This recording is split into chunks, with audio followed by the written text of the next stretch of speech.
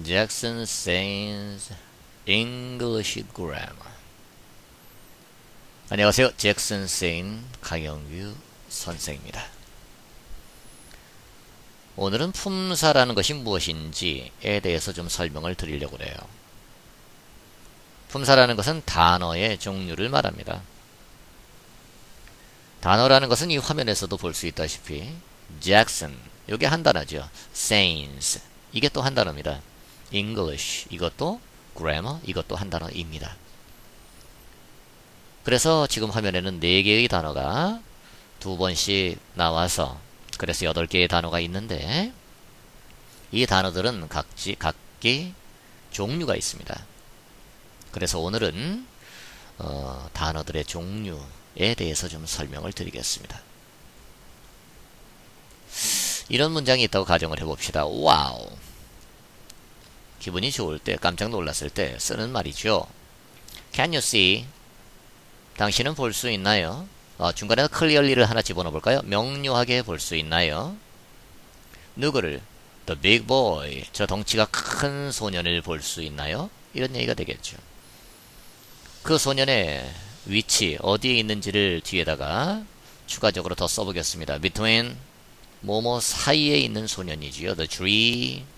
저 나무와 and the house.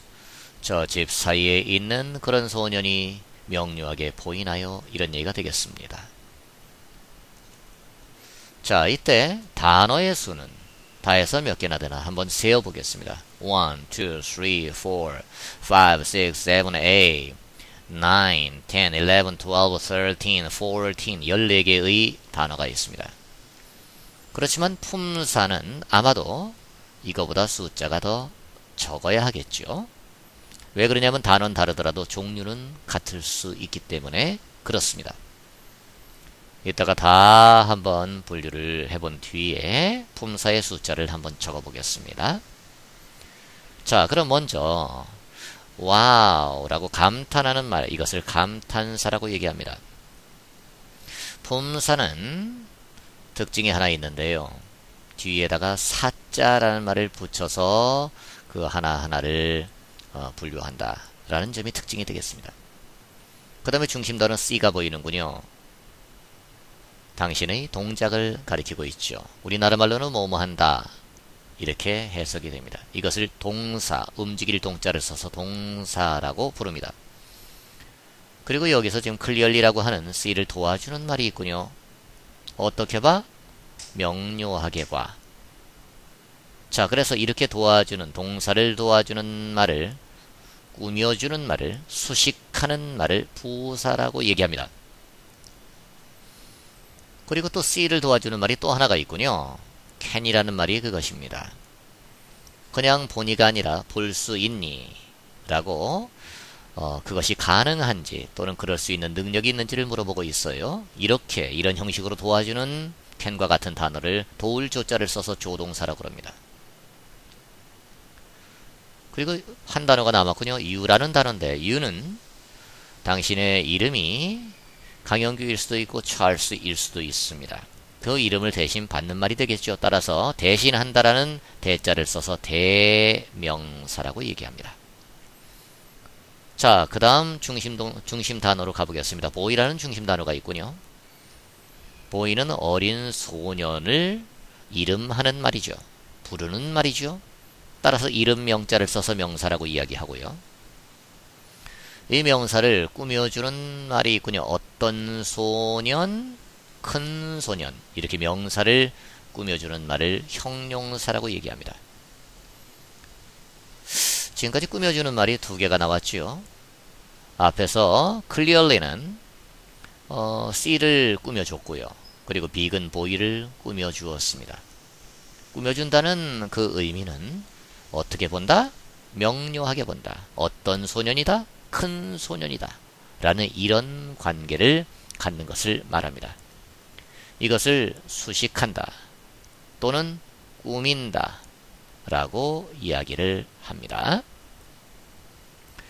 자, 그 앞에 또 하나의 수식어가 나와 있습니다. 역시 the도 그 소년이므로 the boy를 꾸며준다고 할 수 있습니다. 그래서 얘는 형용사라고 부르기도 하고요. 또 형용사, 일반적인 다른 형용사하고는 성격이 많이 달라서 이거를 어떤 사람들은 한정사라고 별도의 품사로 이름 붙이기도 하고, 그리고 조금 더 세밀하게 말한다면 한정사 중에서도 관사라고 이야기를 하기도 하고, 관사 중에서도 이것을 정관사라고 이야기를 하기도 합니다. 그 뒤에 조금 더 분석을 해볼게요. 자, 여기 추리와 하우스도 역시 마찬가지로 명사가 되겠군요. 명사, 어떤 사물의 이름을 나타내는 말이죠. 그리고 the는 바로 앞에서 얘기했듯이 둘 다 일종의 형용사, 한정사, 그리고 관사라고 이야기를 합니다.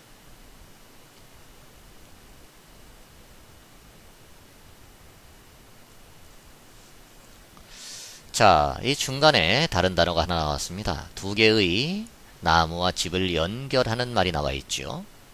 이렇게 두 개의 다른 말을 연결하는 말, 접속하는 말, 이것을 접속한다 그래서 접속사라고 이야기를 합니다. 자, 그리고 그 앞에 between이란 단어가 있는데 이것도 역시 두 개의 지금 명사를 도와주고 있지요. 나무와 집 사이다. 그렇지만 아까 도와주었던 형용사나 부사와는 달리 얘는 사이에 있는 나무, 어디에 있어? 사이에 있는 나무, 이런 방식으로 도와주는 게 아니라 거꾸로 나무와 집 사이에, 나무와 집 사이에라고 거꾸로 해석을, 우리나라 말로 거꾸로 표현을 해야지 되는 방식으로 도와주고 있습니다. 이런 것을 앞전자를 써서 전치사라고 얘기를 합니다. 자, 그러면 이제 전체적으로 몇 개의 품사가 나왔는지를 쭉 한번 세어보도록 하겠습니다. 감탄사, 동사, 동사를 꾸며주는 부사, 동사를 도와주는 조동사, 그리고 어떤 다른 말을 받아주는 대명사, 그 다음에 명사, 이름을 나타내는 명사, 명사를 수식하는 형용사, 한정사와 관사는 형용사에 포함되는 것으로 해서 별도의 분류를 하지 않겠습니다. 그 다음에 두 개의 명사 또는 두 개의 다른 것들을 접속해주는 접속사, 그 다음에 명사 앞에 쓰이는 전치사에서 모두 9개가 나온다는 것을 알 수가 있어요. 자, 이 정도면은 품사의 기본적인 성격과 종류를 충분히 이해하셨으리라고 생각이 됩니다. 자, 이제 오늘 강의는 이렇게 끝내겠고요.